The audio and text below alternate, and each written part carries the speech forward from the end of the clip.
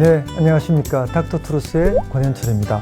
이번 시간은 심장질환을 가진 환자가 임신을 할 때 주의해야 될 점, 그리고 그 결과에 대해서 좀 말씀드리고자 합니다. 사실 심장질환 가지신 분들은 임신 자체가 굉장히 심장에도 부담이 되고 또 심장에 약하니까 태아에게도 위험하지 않을까 그런 생각을 많이 하실 것 같은데 오늘 그 진실에 대해서 좀 정리해드리고자 합니다. 그래서 오늘은 여성 심장질환 전문가이신 이 삼성서울병원 순환기내과 박성지 선생님을 모셨습니다. 네, 안녕하십니까. 삼성서울병원 순환기내과 박성지입니다. 그전 영상까지는 판막질환 전문가였는데 갑자기 여성질환 전문가로. 여성 심질환도 전문가입니다. 네. 그래서 심장질환과 임신에 대해서는 그래도 기존에 연구가 좀 많이 되어 있는 편이겠죠? 네, 많이 되어 있습니다. 오늘 좀 설명 잘 부탁드립니다. 그래서 임신은 이제 산모 입장에 있을 수가 있고 네. 태아 입장에 있을 수가 네. 있고, 그런데 이게 산모 입장에서는 임신과 출산이 사실은 뭐 심장과 폐나 몸에 굉장히 무리가 많이 가는 상황이잖아요. 그죠? 네, 네. 저는 사실은 관상동맥만 보기 때문에 네. 대부분 환자분들이 연세가 많으셔서 이런 문제는 좀 잘 몰라요. 그래서 임신과 출산에 문제가 되는 심장질환은 뭐 어떤 게 있다, 그렇게 말할 수 있을까요?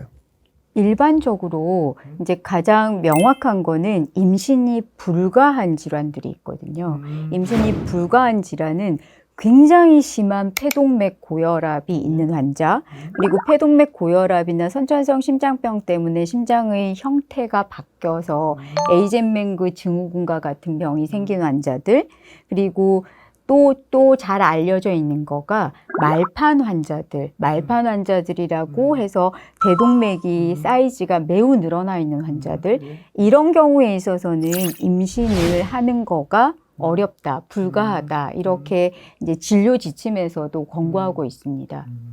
그 정도가 아닌 일반적인 그냥 수술이 필요 없는 선천성 네. 심장병 환자, 네. 그 약간의 뭐 경증, 중등증의 심부전 환자, 네. 이런 환자들은 다 임신과 출산을 할 수 있다는 뜻인가요? 네, 그럼요. 할 수 있습니다. 할 수 있는데 병원에서 산부인과 팀도 마찬가지고 심장을 보는 팀에서 이런 협력해서 팀에서 잘 관리를 하면은 가능합니다. 뭐 하여튼 절대로 안 되는 환자가 일부가 있고 네. 대부분의 심장질환 환자는 임신과 출산을 다 할 수가 있다. 네. 예.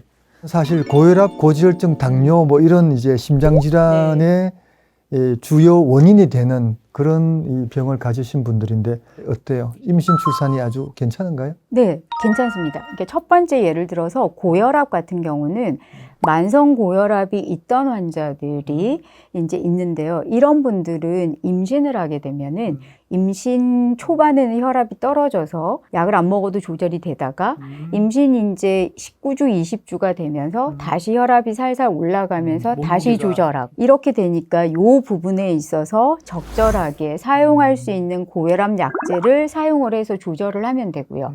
그리고 일반적으로 잘 알려져 있는 임신 중독증 같은 고혈압에 동반된 임신 중독증이 생겼을 때도 저희가 조절을 해서 치료를 하는 거고요.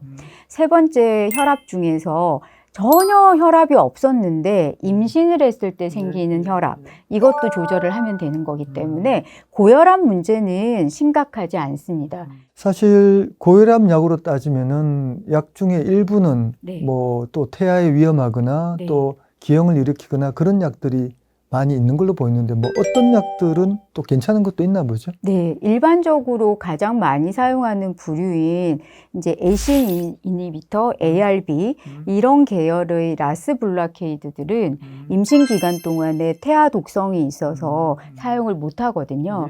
그런데 기존에 환자분들이 그 약을 먹고 있다고 해서 근데 내가 몰랐는데 임신이 됐어요. 그럼 이걸 반드시 임신 중절을 해야 되느냐? 그렇지는 않아서 산부인과에서 기간이나 이런 걸 다 따져보고서 이제 결정을, 되도록이면 그렇지 중절이나 이런 걸 하지 않는 방향에서 보시도록 하고요. 사용할 수 있는 약제의 큰 카테고리가 하이드랄라진, 라베타롤, 그리고 칼슘 채널 블로커 중에서 니페디핀이라고 이 약은 이제 사용을 할 수 있습니다. 그리고 큰 카테고리 두 번째인 고지혈증은 고지혈증 치료제는 임신 기간 동안에 절대로 사용할 수 없습니다. 그리고 고지혈증 자체가 임신을 하면 콜레스테롤 수치들이 다 올라가게 돼 있거든요. 그래서 이 부분은 사실은 기간 동안에 치료를 안 한다고 해서 크게 심각하진 않아서 그렇죠. 이것도 괜찮습니다. 그렇죠. 그래서 고지혈증 약을 1년간 사용하지 않았다 그래서 혈관이 뭐 굉장히 금방 망가지고 그런 건 아니기 때문에 네. 약이 위험하다면은 안 쓰는 게 더 답일 것 같다는 말씀이죠. 네. 이 고지혈증 약으로 가장 많이 쓰는 게 스타틴이라는 약인데 네. 이 약이 뭐 산모에 위험해요? 태아에 위험해요? 태아에 이게 기형을 유발하거나 하는 그리고 태아 안정성이 가장 낮은 등급이라서 사용을 못하게 돼 있습니다. 그러니까 고혈압, 고지혈증이 임신과 출산에 문제가 없지만 네. 그래도 그 약의 조절이라든가 여러 가지 점을 고려해서 좀 전문가가 좀 계속 봐야 될 필요성은 있겠네요, 그죠? 네, 그래서 산부인과에서 거의 저한테 이제 협진, 고혈압에 관련돼서 많이 이렇게 보내십니다. 그러면 사실 아주 심한 뭐 폐동맥 고혈압이나 뭐 선천성 심장 질환이 심한 경우는 뭐 당연히 수술을 당연히 당연히 네. 이렇게 임신이 꼴찌- 낯설어서 그래요. 임신이 낯설어서 그렇구나. 안 다루던 거라서. 해보신 적이 없어서 그래요. 그래서 심장 질환 중에서 뭐 심한 경우는 뭐 절대로 임상과 출산을 하면 안 되겠지만 그래도 뭐 중간 정도로 네. 심한 심장병 경우에는 임신은 할 수는 있는데 네. 이 경우에는 큰 병원으로 옮겨야 되나요? 아니면 그냥 뭐 일반 산부인과에서 그냥 봐도 되나요? 가장 이게 환자분들이 어려워하는 부분인데요. 그러니까 어떻게 요즘엔 하느냐면은 기존에 심장 질환이 있는 분들, 예를 들어서 뭐 판막에 협착증이 중간 정도로 있다라든지 아니면 선천성 심장병 중에 심장 안에 구멍이 있는 병이 있다라든지 이런 경우는 임신을 하게 됐다 그럼 처음에 확인을 하고 산부인과하고 저하고 진료를 보고요. 그 다음에는 지역병원 산부인과를 다니시다가 이제 임신 중간쯤 되면 이제 중기부터 시작해서 우리 병원 산부인과 전문가들 저하고 이렇게 만나시게 하는 경우가 있습니다. 그러니까 산모의 경우에는 초기보다는 네, 이 중기 이후 네, 몸무게 좀 늘고 뭐 혈압도 좀 올라가고 그럴 때가 정말 큰 병원을 찾아봐야 될 시기다. 네, 그렇게 맞습니다. 이해하면 되겠네요. 그죠? 네, 만일 선천성 심장병이나 판막 질환 같은 걸로 수술을 한 경우, 그러니까 네. 뭐 일종의 심장병이 치료가 되었다 예. 하는 경우도 큰 병원에 가서 좀 진료를 받거나 뭐 좀 위험한 경우가 있나요? 예를 들어서 이제 그 저희가 얘기하는 선천성 구멍이 심장 선천성 질환? 심장 질환이 해결이 됐다. 그러면 이런 경우에 있어서는 특별하게 크게 약을 드시는 경우가 없는 분들이 많아서 큰 문제는 없는데요. 금속 판막 그리고 조직 판막을 하고 있는 분들이나 신장약을 드시는 분들은 와파린을 드시고 계셨던 분들은 약제의 조절이나 변경이 필요하기 때문에 초기부터 전문가들을 찾으셔야 됩니다. 사실 뭐 이 심장병 환자가 이 임신을 하게 되면은 여러 가지 질문들이 많이 생기는데 네. 저는 심장 전공하고 있지만 그걸 잘 모르겠더라고요. 그래서 대부분은 박성지 선생님께 저한테 물어보죠. 보내거나 네. 환자분을 보내거나 물어보나 네. 하기 때문에 이 내용이 좀 상당히 복잡하기 때문에 이 자리에서 다 말씀드릴 수도 없고 네. 하여튼 포인트는 임신 후에 중기 이후에는 전문가를 찾아보고 큰 병원 가는 게 낫다. 근데 아까 말씀하신 좀 중증의 심장병인 네. 환자가 예를 들면 뭐 이게 심한 선천성 심장병에 아이젠메거 뭐 폐동맥 고혈압 환자가 임신이 됐어요. 네. 그럼 어떻게 해요? 근데 그런 경우가 이제 전문가들이 필요한 거기 때문에요. 이제 유지할 때 위험도 그리고 임신 유지 기간, 분만 기간, 출산 직후의 위험도를 다 설명을 하고 그리고 분만했을 때 전후 과정 그리고 심장 중환자실에서 분만 이후에 치료를 하고 이게 굉장히 이제 저희가 말하는 인텐시브 케어가 필요한 질환이고요. 나머지 병 같은 경우에 있어서도 위험도 설명과 이런 걸 하면서 환자나 보호자들이 그런 위험에도 불구하고 임신을 유지하겠다라고 하시면 그런 저희는 경우가 있을 것 같아요. 많이 있습니다. 내 생명을 가져가더라도 이 애기는 낳아야겠다. 그런 경우가 있잖아요. 엄마들이 많죠. 그런 경우는 최대한 존중을 해서 최대한 할 수 있도록 저희가 최선을 다합니다. 그래서 뭐 심장병이 심한 경우도 있고 진짜 제일 굉장히 곤란한 게 이제 기계 판막을 넣어서 네. 와파린을 사용하는 경우에 이 와파린이 또 제가 알기로는 뭐 임신 초기에 굉장히 좀 태아의 기형이나 네. 출혈에 좀 위험하기 때문에 네. 그 경우도 좀 환자분이 나는 아기를 낳아야겠다라고 한다 그래서 쉽게 그냥 그렇게 저희가 이 치료해 드릴게요. 그렇게 하기 좀 어렵지 않나요? 예, 그래서 이제 와파린은 임신 초기에 태반을 통해서 아기한테 가서 뇌에 출혈이 되거나 아기가 사산이 되는 경우가 있습니다. 그래서 임신 초기에는 주사약이라고 해서요. 와파린을 대체해서 배에다가 자가로 주사하는 약이 있습니다. 와파린에서 적정 범위를 INR 수치를 보듯이 배에 이렇게 주사를 맞으면서 저희가 그 모니터링을 해나가면서 몸무게 늘어가는 거에 따라서 용량을 늘리고 이렇게 해서 임신 끝날 때까지 유지를 하게 하는 경우가 많이 있습니다. 엄마들이 임신을 하고 싶은데 금속 판막하고 있고 와파린 먹고 있으니까 그러면 제가 말씀드리죠. 할 수 있다. 산모가 힘들어서 그렇지 할 수 있다. 와파린을 주사로 바꾸고 계속 주사 본인이 맞아야 돼요. 굉장히 힘들거든요. 그렇지만 할 수 있습니다. 입원해서 해야 되나요? 아니요, 자가로 주사를 맞습니다. 네. 그래서 그러면은 이 피하에 놓는 주사인데 임신 내내 해야 돼요? 진료 지침에서는 첫 번째 시기에만 임신 초기에만 바꾸고요. 그리고 중기 말기에는 할 수 있다라고 돼 있는데 와파린을 와파린을 쓸 수 있다. 그런데 이런 경우에 있어서 와파린의 용량이 하루에 5mg 이상으로 고용량을 쓰면 얘도 위험하거든요. 그래서 대부분은 유지를 끝까지 합니다. 네. 하여튼 옛날에 저희가 배울 때하고 많이 달라진 것 같아요. 그러니까 점점 환자분들의 의사를 존중하고 또 안 되는 것도 되게 하는 네. 그런 의학의 발전이 네. 좀 있었던 것 같습니다.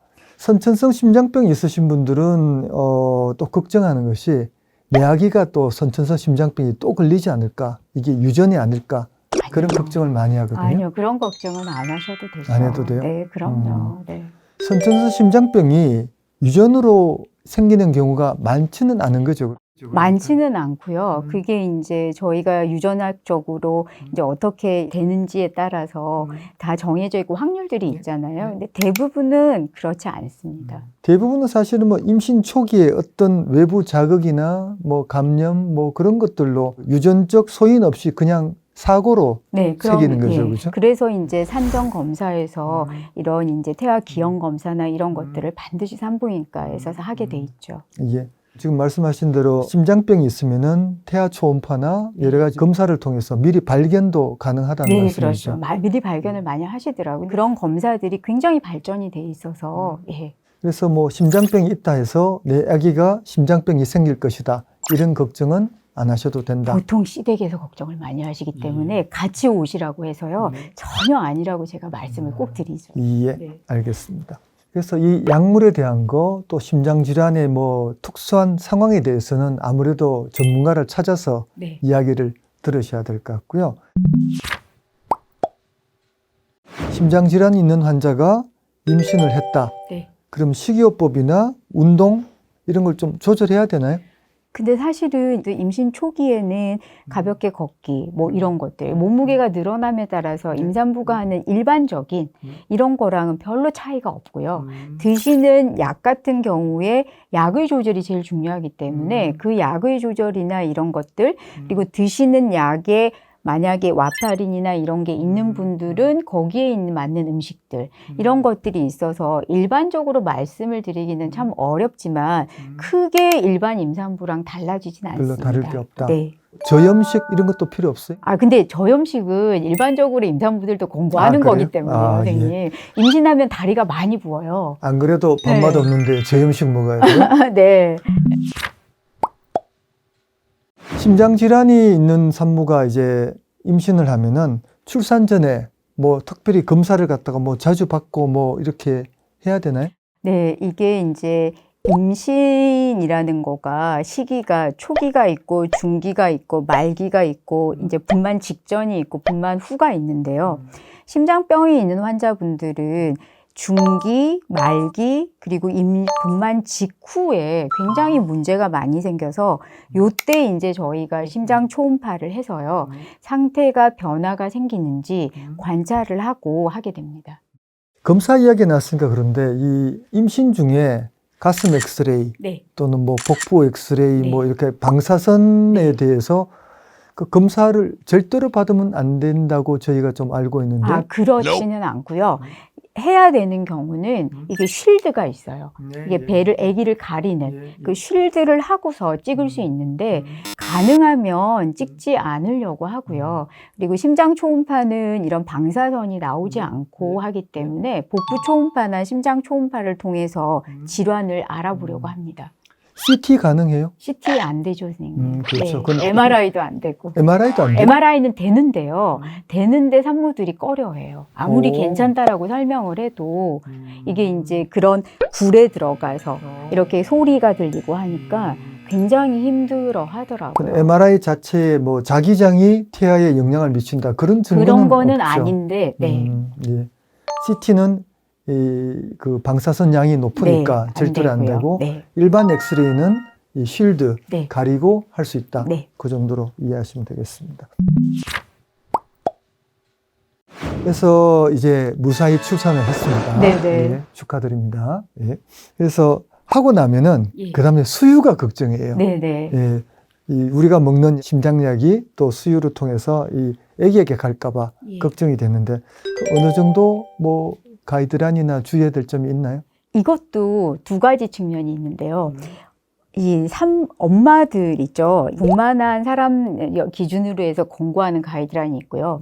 신생아나 이 이제 아기들 있죠. 아기들 측면에서 권고하는 게 있어가지고. 산부인과와 소아과가 네, 서로 싸우게 싸워요. 되는 거죠? 싸워서. 우리 환자가 더 중요한데. 네, 얘는 된다 그랬는데 소아과에서는 이 약은 별로 안 좋다 그러고 그런 경우가 있는데요. 그래서 절충을 해서 말씀을 드리면 일반적으로는 이제 임신 기간 동안에 사용하지 말라는 약제들 있잖아요. 그래서 일반적으로 저희가 칼슘 채널 블러커 사용할 수 있고 베타 블러커 가능하고 와파린? 와파린 쓸 수 있습니다. 브레스트 피딩 때 괜찮습니다. 와파린은 모유 수유로 통해서 전달되지는 않는다. 않습니다. 예. 네. 사실 심장병 때문에 임신과 출산을 굉장히 좀 걱정하시는 분들이 있는데 과거에 비해서는 굉장히 좀 치료가 좀 안전하게 됐고 더 발전됐고 우리가 그 상태를 이제 모니터할 수 있는 검사 방법도 많이 발전이 됐기 때문에 필요하신 경우는 전문가를 찾아서 임신을 하고 안전하게 출산할 수도 있다.